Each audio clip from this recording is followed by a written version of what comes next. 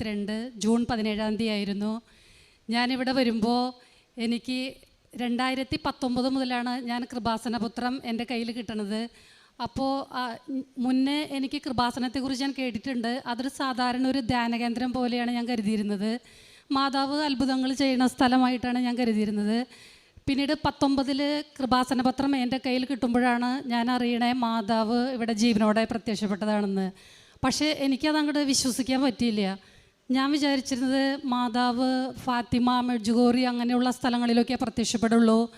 കേരളത്തിൽ ഇപ്പോൾ മാതാവ് ജീവനോടെ പ്രത്യക്ഷപ്പെട്ട് അത് കാണാൻ തക്ക യോഗ്യതയുള്ളത് ആരുമില്ല. കാരണം നമ്മളൊക്കെ പാപികളാണല്ലോ. അങ്ങനെ വിശുദ്ധിയുള്ള ആരുമില്ല എന്നാണ് ഞാൻ വിചാരിച്ചിരുന്നത്. യൂട്യൂബിൽ ജോസഫ് അച്ഛനെ കാണുമ്പോൾ എനിക്ക് തോന്നിയായിരുന്നത് ഇങ്ങനെയാണ്. അതെൻ്റെ തോന്നൽ മാത്രമാണ്. അച്ഛൻ സഭയിൽ നിന്ന് പുറത്താക്കിയ അച്ഛനാണ്. കാരണം അച്ഛൻ്റെ ഉടുപ്പിൻ്റെ കളറാണ് അങ്ങനെ തോന്നാൻ എനിക്ക് കാരണം. അപ്പോൾ സഭയിൽ നിന്ന് പുറത്താക്കിയ കാരണം കൊണ്ട് അച്ഛന് വെള്ള ഉടുപ്പൊന്നും ഇടാൻ പറ്റില്ല. അപ്പോൾ അച്ഛൻ സഭയ്ക്ക് എതിരായിട്ടാണ് പ്രവർത്തിക്കുന്നത്. ആളുകളെയൊക്കെ മാതാവിൻ്റെ പേരും പറഞ്ഞ് ഇവിടേക്ക് ആകർഷിച്ചിട്ട് അവരെയൊക്കെ ദൈവത്തിൽ നിന്ന് അകറ്റുക. അങ്ങനെയായിരുന്നു എൻ്റെ ചിന്ത മുഴുവൻ. അപ്പോൾ ഞാൻ മാതാവിനോട് പ്രാർത്ഥിച്ചു, മാതാവേ, ഇവിടെ വരുന്ന എന്തോരം മക്കളാണ് ദൈവത്തിൽ നിന്ന് അകലണത്, അവരെയൊക്കെ ദൈവത്തിൽ നിന്ന് ദൈവത്തോട് തന്നെ അടുപ്പിക്കണം. അപ്പം ഞാൻ 19 മുതൽ 22 വരെ ഞാൻ അതിനു വേണ്ടിയാണ് പ്രാർത്ഥിച്ചത്. മാതാവിനോടും ഈശോയോടും ദൈവപിതാവിനോടും ഞാൻ അത് തന്നെയാണ് പ്രാർത്ഥിച്ചത്. ഒരിക്കലും ഈ മക്കളെ ഒന്നും ദൈവത്തിൽ നിന്ന് അകറ്റല്ലേ മാതാവേ, ഈ കൃപാസനം ഇതിവിടെ നിന്നു പോകണം, അല്ലെങ്കിൽ അങ്ങയുടെ മക്കളൊക്കെ ദൈവത്തിൽ നിന്ന് അകലും, അതിനൊരിക്കലും അനുവദിക്കരുത് എന്ന് പറഞ്ഞു. അപ്പോൾ അത് കഴിഞ്ഞ് 2022 ഏപ്രിൽ എൻ്റെ ഇടവക പള്ളിയിലെ തിരുനാൾ ദിവസം എൻ്റെ ഒരു ഫ്രണ്ട് ഇവിടെ വന്ന് ഉടമ്പടി എടുത്തിട്ട് അവൾ സാക്ഷ്യങ്ങൾ എൻ്റെ ഫോണിലേക്ക് ഷെയർ ചെയ്തിട്ടുണ്ടായിരുന്നു. അപ്പോൾ അവളെ വേദനിപ്പിക്കേണ്ടെന്ന് കരുതി ഞാൻ ഉച്ചയൂണ് കഴിഞ്ഞതിന് ശേഷം ആ സാക്ഷ്യങ്ങൾ കേൾക്കാൻ തുടങ്ങി. ആ സാക്ഷ്യങ്ങൾ കേട്ട് തുടങ്ങിയപ്പോൾ എനിക്ക് മനസ്സിലായി, ഞാൻ ചിന്തിച്ച പോലെയൊന്നല്ല കാര്യങ്ങൾ. ഇവിടെ മാതാവിൻ്റെ പേരിലുള്ള തട്ടിപ്പൊന്നുമല്ല നടത്തണത്. ഒറിജിനൽ മാതാവ് ജീവനോടെ പ്രത്യക്ഷപ്പെട്ട സ്ഥലം തന്നെയാണെന്ന് ആ സാക്ഷ്യങ്ങളിൽ നിന്ന് എനിക്ക് മനസ്സിലായി. അങ്ങനെ ഞാൻ 2-3 മണിക്കൂർ ഇരുന്നിരിപ്പിൽ ആ സാക്ഷ്യം കേട്ടതിന് ശേഷം പള്ളിയിലെ പ്രദക്ഷിണത്തിന് ഞാൻ വൈകിട്ട് പോയി.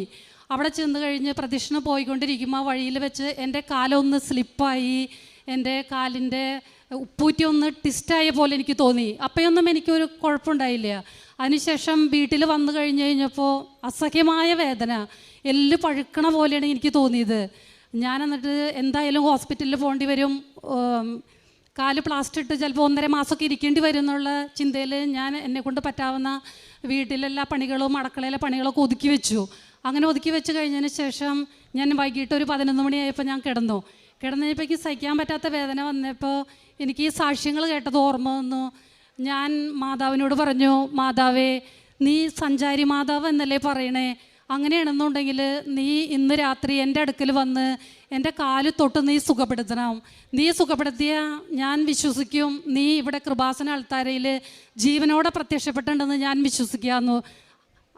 എനിക്കപ്പോൾ ഉറപ്പുണ്ടായിരുന്നു മാതാവിൻ്റെ അടുത്ത് വരില്ല. കാരണം ഞാൻ മാതാവ് ഇവിടെ ജീവനോടെ പ്രത്യക്ഷപ്പെട്ടിട്ടുണ്ടെന്ന് ഞാൻ ആദ്യം വിശ്വസിക്കാതിരുന്ന ആളാണ്.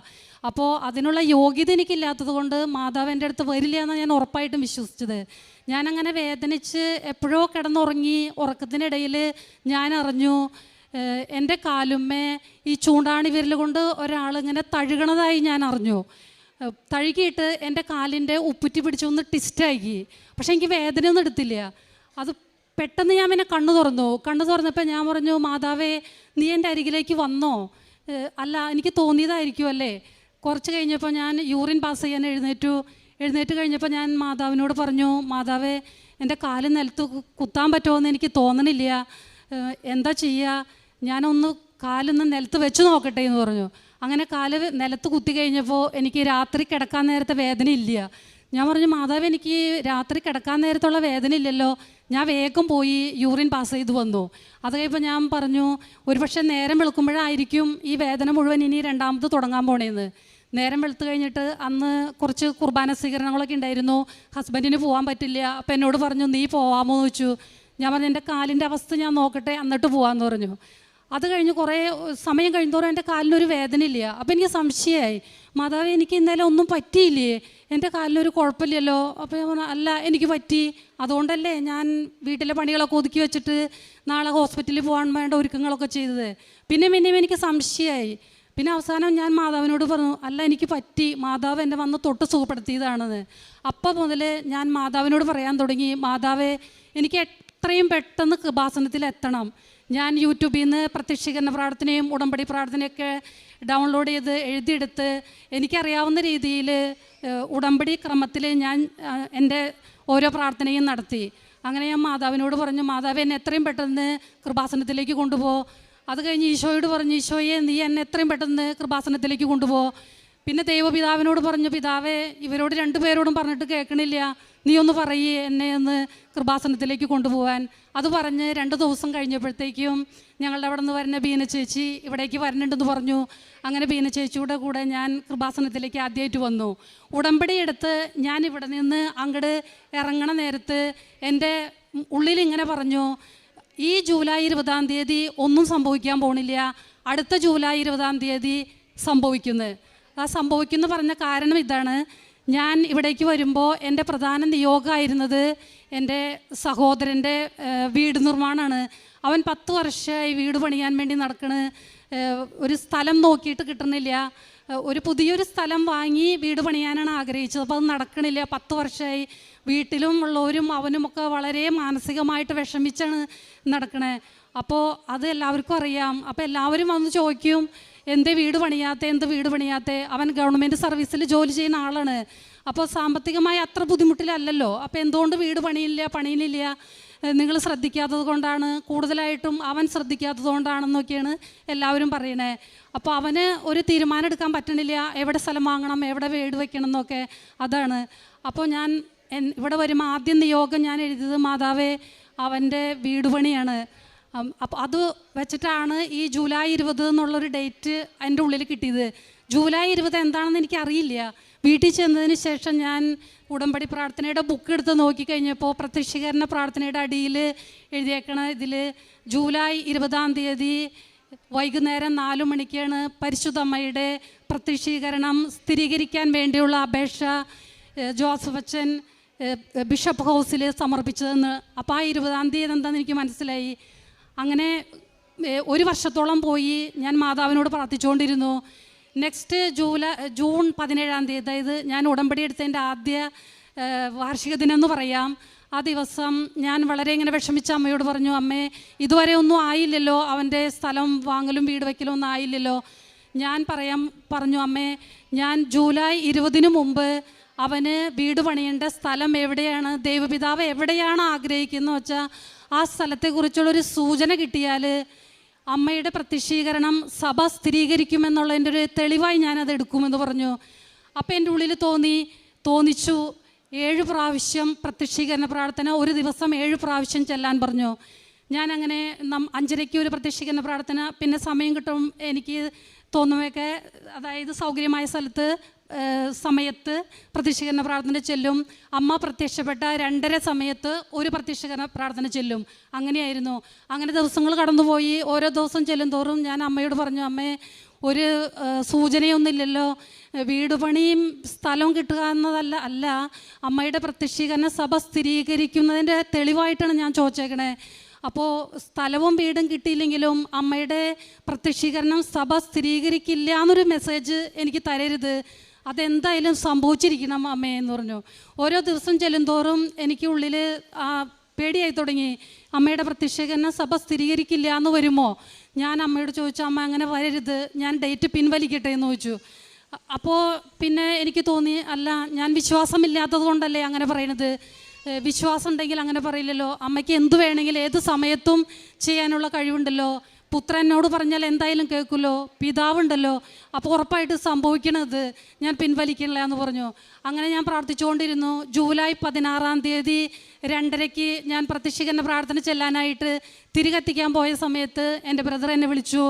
ഞാൻ ചോദിച്ചാൽ എന്ത് പറ്റിയെന്ന് ചോദിച്ചപ്പോൾ പറഞ്ഞു, നമ്മൾ ആഗ്രഹിച്ച സ്ഥലം നമുക്ക് കിട്ടുമെന്ന് പറഞ്ഞിട്ടുണ്ടെന്ന് പറഞ്ഞു. അപ്പം തന്നെ ഞാൻ അമ്മയോട് പറഞ്ഞു, അമ്മേ അങ്ങനെയാണെങ്കിൽ സെപ്റ്റംബർ 8 അമ്മയുടെ ജന്മദിനമല്ലേ, സെപ്റ്റംബർ 8 മുൻപ് ഈ സ്ഥലത്തിൻ്റെ രജിസ്ട്രേഷൻ കഴിഞ്ഞ് ഡോക്യുമെൻ്റ് കയ്യിൽ കിട്ടുകയാണെങ്കിൽ അമ്മയുടെ പ്രത്യക്ഷീകരണം സഭ സ്ഥിരീകരിക്കുമെന്നുള്ള ഏറ്റവും നല്ല ഉറപ്പായിട്ട് ഞാനത് എടുക്കുമെന്ന് പറഞ്ഞു. അങ്ങനെ ഓഗസ്റ്റ് 25 സ്ഥലത്തിൻ്റെ രജിസ്ട്രേഷൻ കഴിഞ്ഞു. അവർ പറഞ്ഞു ഒരു 10 വർക്കിംഗ് ഡേയ്സ് കഴിഞ്ഞാൽ അതിൻ്റെ ഡോക്യുമെൻ്റ് നമ്മുടെ കയ്യിൽ കിട്ടുള്ളൂ എന്ന്. സെപ്റ്റംബർ 8 മുമ്പ് 8 ആകെ 3 വർക്കിംഗ് ഡേയ്സേ ഉള്ളൂ, ഓണം ഹോളിഡേയ്സ് ആയതുകൊണ്ട്. അപ്പോൾ ഞാൻ അമ്മയോട് പറഞ്ഞു, അമ്മേ സെപ്റ്റംബർ 8 മുന്നേ 3 വർക്കിംഗ് ഡേയ്സേ ഉള്ളൂ, 10 വർക്കിംഗ് ഡേയ്സ് വേണമെന്നാണ് അവർ പറഞ്ഞേക്കണേ, എന്ത് ചെയ്യും, ഡേറ്റ് പിൻവലിക്കണോ അമ്മയെന്ന് ചോദിച്ചു. അപ്പോൾ ഞാൻ പറഞ്ഞു, വേണ്ട, വിശ്വാസക്കുറവുണ്ടല്ലേ, മനുഷ്യരല്ലേ പറഞ്ഞേ 10 വർക്കിംഗ് ഡേയ്സെന്ന്, ദൈവത്തിന് എല്ലാം സാധ്യമാണല്ലോ. 3 വർക്കിംഗ് ഡേയ്സായി, ആ 3 വർക്കിംഗ് ഡേയ്സ് കൊണ്ട് മാതാവിനെ ചെയ്തു തരാൻ പറ്റുമെന്ന് ഞാൻ ഉറച്ചു വിശ്വസിച്ചു. അങ്ങനെ ദിവസങ്ങൾ ഓരോന്നും കടന്നു പോകുന്നതോറും എനിക്ക് ആദ്യമായി. ഞാൻ പറഞ്ഞു, അമ്മേ ഓരോ ദിവസങ്ങൾ 1, 2, 3, 4 ദിവസങ്ങൾ കടന്നു പോകണമെന്ന് സെപ്റ്റംബർ ഇതുവരെ ഒന്നും അറിഞ്ഞില്ല.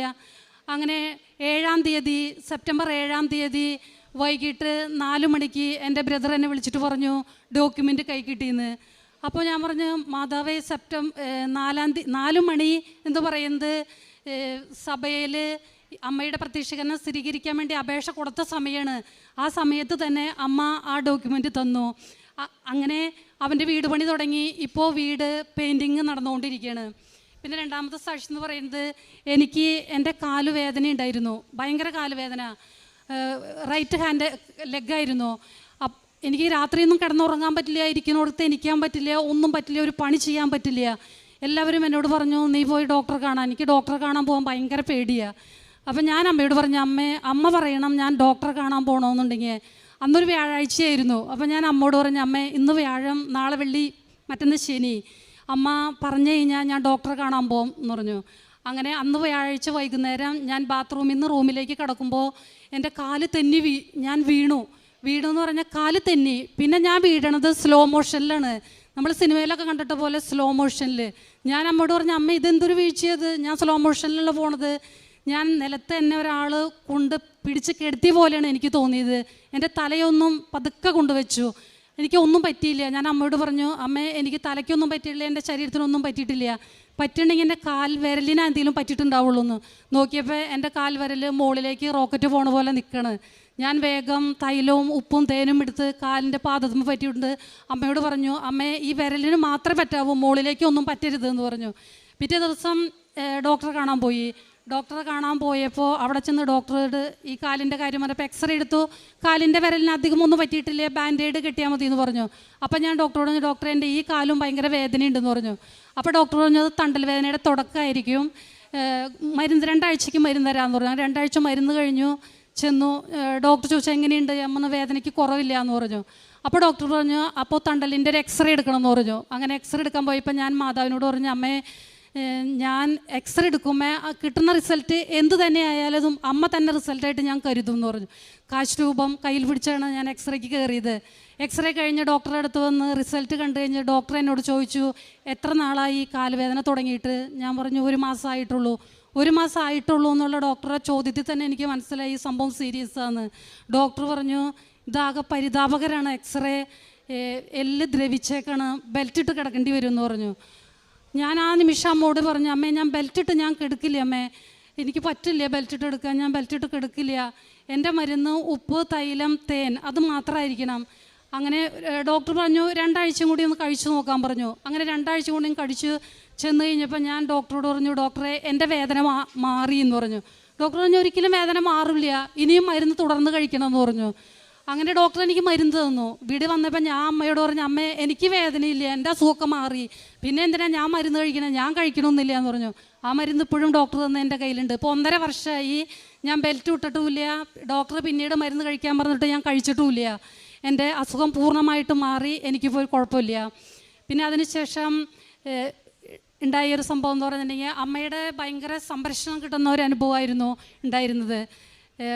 ഞാൻ ഉടമ്പടി ധ്യാനം കേട്ടുകൊണ്ടിരിക്കുമ്പോൾ ഇങ്ങനെ എന്നോട് അമ്മ പറഞ്ഞു, ജോസഫ് അച്ഛൻ മോശയെ പോലെയാണെന്ന് പറഞ്ഞു. അപ്പോൾ ഞാൻ പറഞ്ഞു, അമ്മേ, മോശയെ പോലെ ആണെങ്കിൽ എനിക്ക് തെളിവ് തരണം, അച്ഛൻ മോശയെ പോലെയാണെന്നുള്ളതെന്ന്. അങ്ങനെ ഞാൻ അമ്മോട് ചോദിച്ചുകൊണ്ടിരുന്നു.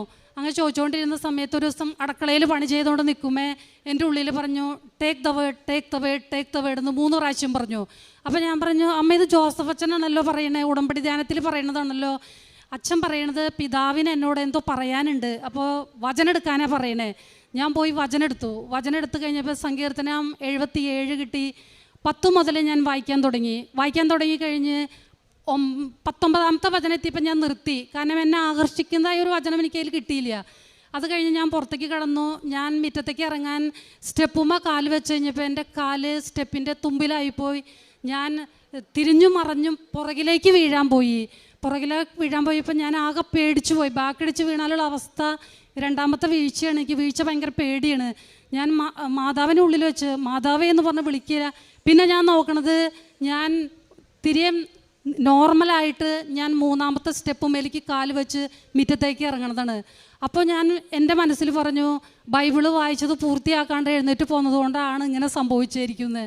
തിരിച്ചുപോയി ഞാൻ ബൈബിൾ എടുത്തു കഴിഞ്ഞപ്പോൾ അതിൽ വായിച്ചു വന്നപ്പോൾ 20ാമത്തെ വചനത്തിൽ ഇങ്ങനെ പറയണു, മോശയും അഹറോനും തൻ്റെ ജനത്തെ ആട്ടിൻകൂട്ടത്തെ എന്ന പോലെ നയിച്ചു എന്ന്.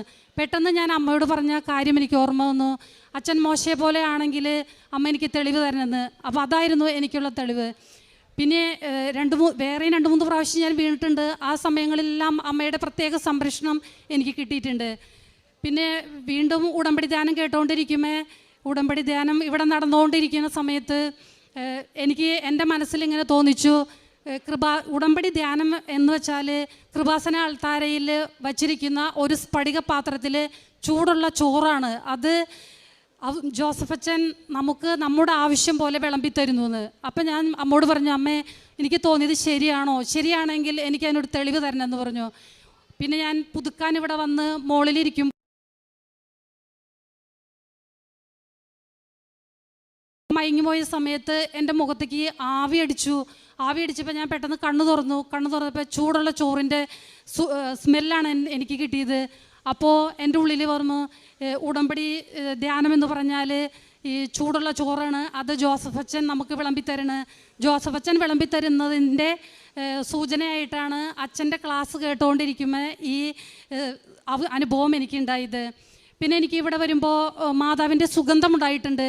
മാതാവിൻ്റെ പുതുക്കാൻ വന്ന് നിൽക്കുന്ന സമയത്ത് എനിക്ക് ഉള്ളിൽ എന്തോ ഒരു ഭയം പോലെ തോന്നി കഴിഞ്ഞപ്പോൾ ഞാൻ അമ്മേ നീ എവിടെയാണെന്ന് ഞാനിങ്ങനെ വിളിച്ചു. പെട്ടെന്ന് ഒരു നല്ലൊരു സ്വർഗീയ സുഗന്ധം എനിക്ക് ചുറ്റും പരന്നു.